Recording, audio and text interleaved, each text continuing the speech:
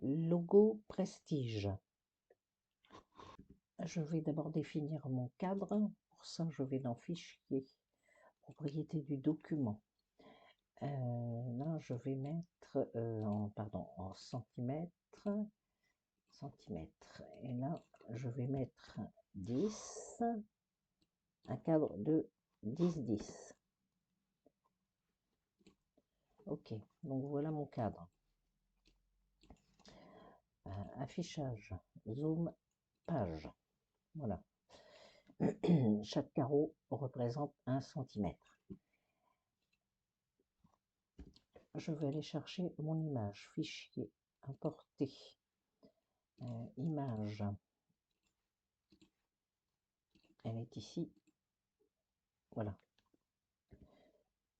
Mon image que je renomme modèle. Mon modèle, je ferme le cadenas, l'image. Ici, je viens dans ajouter un calque. Et là, je vais je vais le renommer, je vais mettre mon dessin, ou plutôt mon logo, entrée. Donc maintenant, je vais travailler là-dessus. Je reviens sur mon modèle.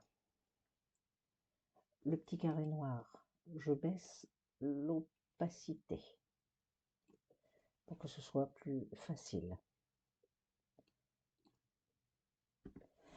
Avec l'outil plume, l'outil courbe de Bézier, je viens tracer mes premiers traits de logo.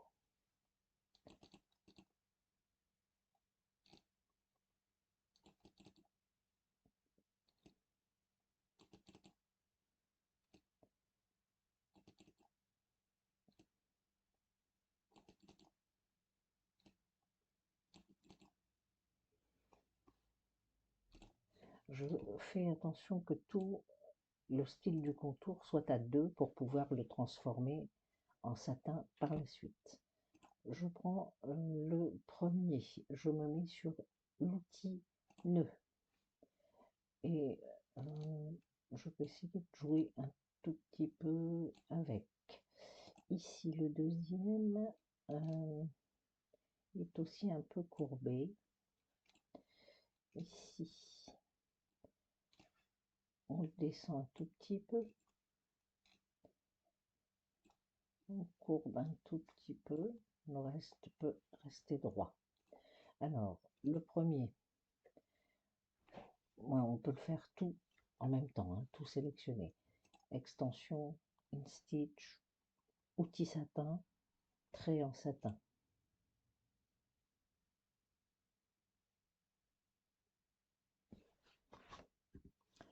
Voilà, c'est en satin. Alors, je vais zoomer pour maintenant ajuster mon satin. Alors, je le sélectionne, j'agrandis. Ok.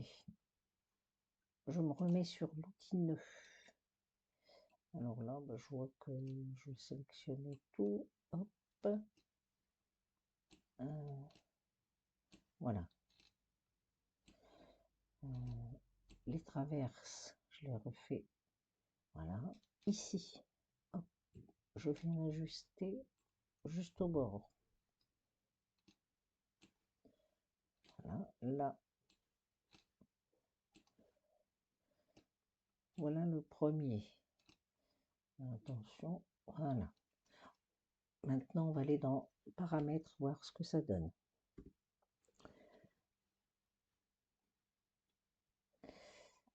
Voilà la colonne satin, appliquer et quitter. On verra peut-être s'il y a d'autres réglages après. Donc ici, je recommence. Je sélectionne mon trait. Je les ferai toutes après, mais outil satin, trait en satin. Alors là, je sélectionne, je me mets outil nœud. Je viens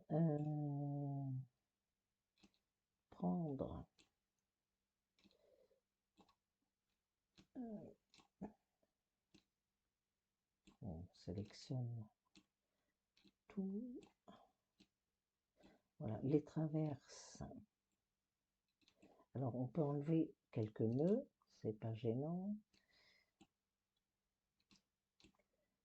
Voilà. Une fois qu'on est à peu près dans les... Voilà. Ok. Alors, si je veux ajouter une traverse, j'appuie sur Shift et sur l'outil courbe de Bézier.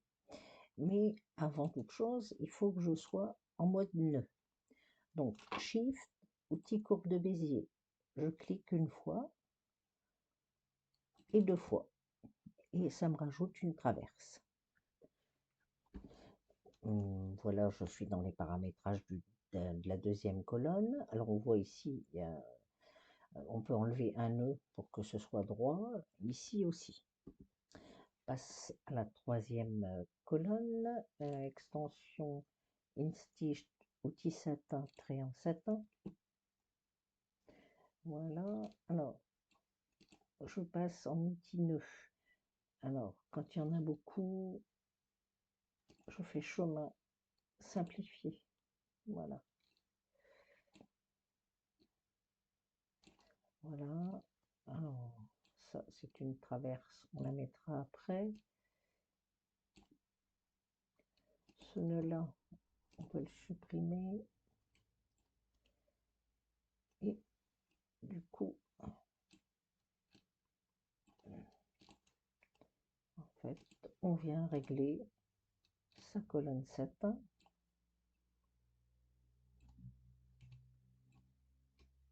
Les traverses, on les fait traverser. Hein. Là, on se colle au plus près du motif. Ça, c'est une traverse. Voilà, ça, on élimine un nœud. Voilà. Au plus près donc du motif. On retourne dans les paramètres.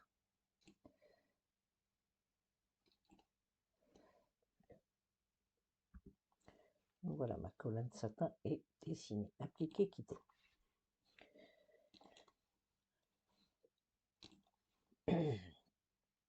Alors j'arrive ici à la dernière, le dernier trait.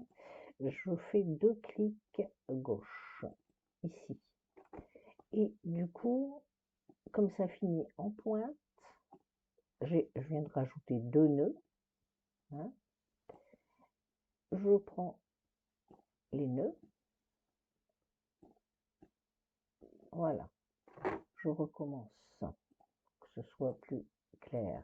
Je fais tout retour en arrière. Voilà. Là, mon trait droit que je viens de transformer en satin.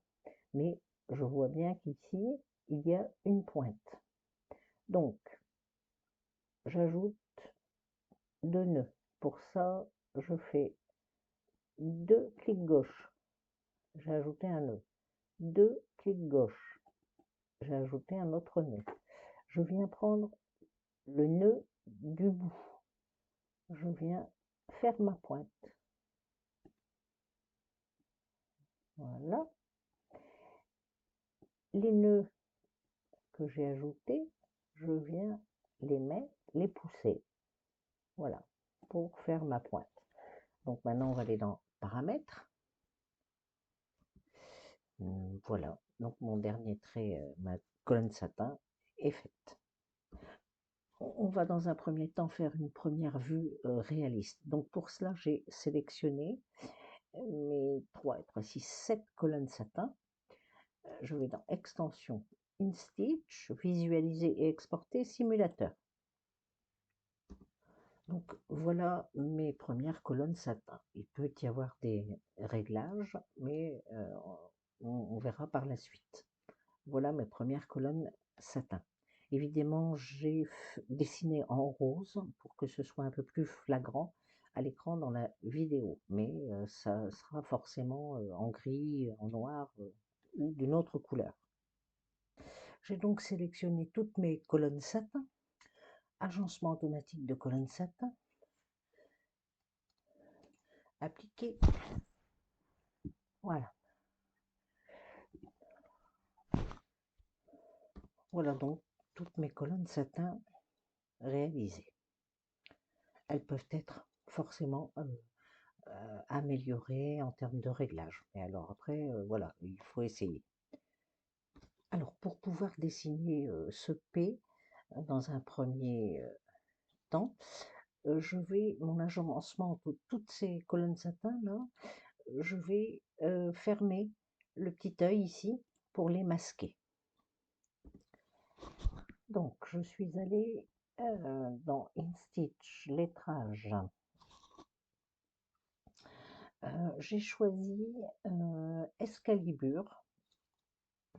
J'ai mis en majuscule le mot prestige et j'ai choisi Excalibur en termes d'écriture. Appliquer et quitter. Donc voilà donc mon mot. Hein. Je viens le positionner ici, je règle. Hein, voilà à peu près. Par contre, là, le P, je le choisis tout seul parce que là, je vais lui l'épaissir et l'agrandir par rapport à mon motif. Voilà. Et je vais donc ici ajouter avec, je vais zoomer un peu, avec l'outil plume courbe de Bézier, je vais venir ajouter un motif, ce motif-là, voilà, comme un genre de triangle. Alors, l'outil 9, alors là, on va le faire comme ça, mais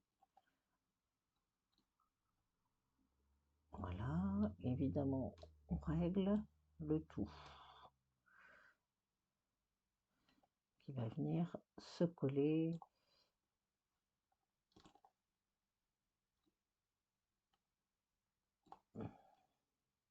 au P.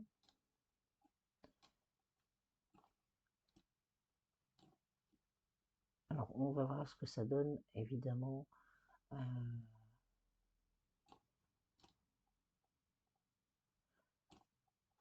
Paramétrage. Alors,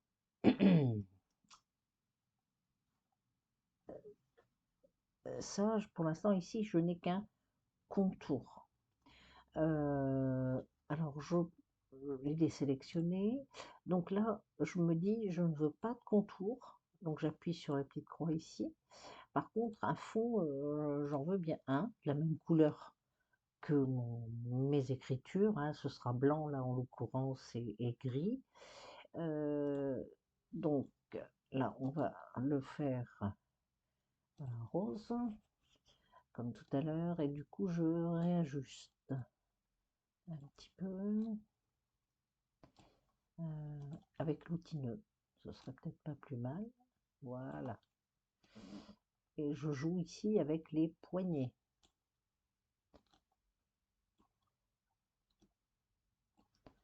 Alors, comme ça va pas être très grand, voilà.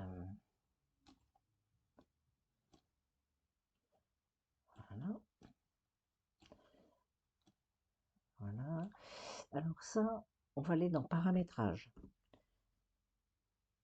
Alors, comme c'est une petite surface, on enlève le chemin du dessous, on enlève la sous-couche. Alors, soit un remplissage circulaire pour éviter que ça ne tire trop sur le tissu, ou selon contour. Voilà. Ok, je laisse comme ça non circulaire. Voilà. Appliquer et quitter.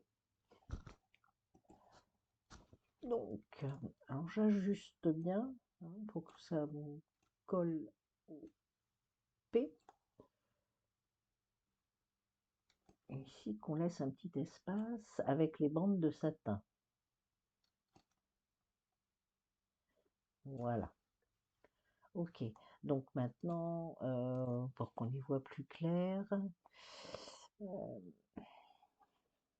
j'ai tout sélectionné, j'ai passé en rose. Ok, donc la même chose avec Motor Racing. Je vais donc extension, InStitch, lettrage. Je suis donc retournée dans un lettrage, j'ai écrit Motor Racing. Bon, j'essaye de le placer à peu près. J'ai repris la même écriture. Et maintenant, je vais mettre les couleurs définitives. Par contre, il faut retracer. J'avais vu que tu avais donc tracé une ligne rouge en satin dessous. Donc, je vais faire ça. Maintenant, mes agencements automatiques, je les fais réapparaître. Et je les sélectionne et je vais les mettre même couleur que les écritures. Voilà. Ok. Donc, mon modèle, là, je l'enlève. Alors après, il peut y avoir des réglages, hein. Voilà. Ok. Donc, on va voir ce que ça donne en réaliste. Déjà, on va faire un fichier enregistré sous en tant que SVG. Et ben, je vais marquer Prestige, hein. Prestige. Je vais le mettre sur mon bureau. Voilà. Maintenant, je vais le mettre dans le fichier, l'enregistrer sous le fichier de ma machine. Alors moi, c'est Jeff. Voilà. Sur le bureau, enregistré. Voilà. Là, on est tranquille et on pourra le modifier par la suite. Et on va voir là ce que ça donne. Alors voilà, dans un premier temps, ce que cela donne. Après, on pourrait éventuellement donc faire pas mal de réglages. Voilà.